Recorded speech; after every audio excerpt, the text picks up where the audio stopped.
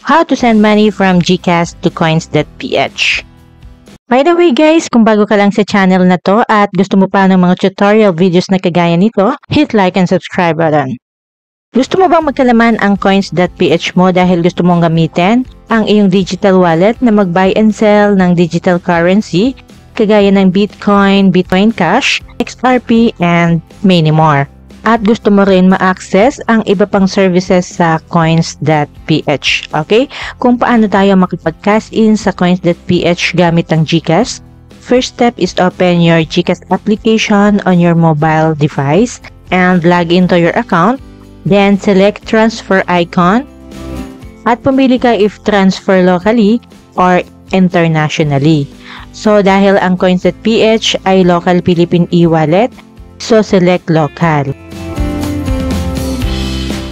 At pindutin ang view all. Scroll mo lang to. At hanapin at pindutin mo tong DCPay or coins.ph. Then ilagay mo ang recipient detail, yung amount maximum of 50,000 pesos. Yung account name ng coins.ph account. Account number. Ito yung mobile number with their coins.ph account. At dito naman ay ang iyong email address. But ito po ay optional. Kung gusto mo lang naman makatanggap ng resibo sa iyong email address. And may 15 pesos fee po and will be charged per transaction. Then itap mo na tong send money. Then, paki-double check lang yung account name, account number, and yung amount ng pagpapasahan mo sa coins.ph. So, halimbawa, nagpasa ka ng 100 pesos sa coins.ph, ang babawasin sa'yo ay 115 pesos sa GCash dahil may charge na 15 pesos.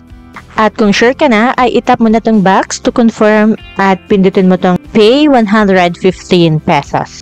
Then, may 6-digit authentication code. Send to your mobile number via SMS. Okay? Kapag natanggap mo ang OTP or code, kopyahin mo at i-enter mo dito yung code. Then, itap mo tong submit. At makikita mo dito, ang iyong bank transfer is complete. Okay? I-close mo na to at makikita mo naman na nabawasan na ang iyong GCash balance. At dito naman sa inbox ay makikita mo ang bank transfer status. Kapag inopen mo naman ang iyong coins.ph account ay papasok na dito yung cash in na 100 pesos. At makakatanggap ka ng message yung email address. So ganun lang po kadali mag-transfer money from GCash to coins.ph. Don't forget to hit like and subscribe button. Okay, thank you for watching.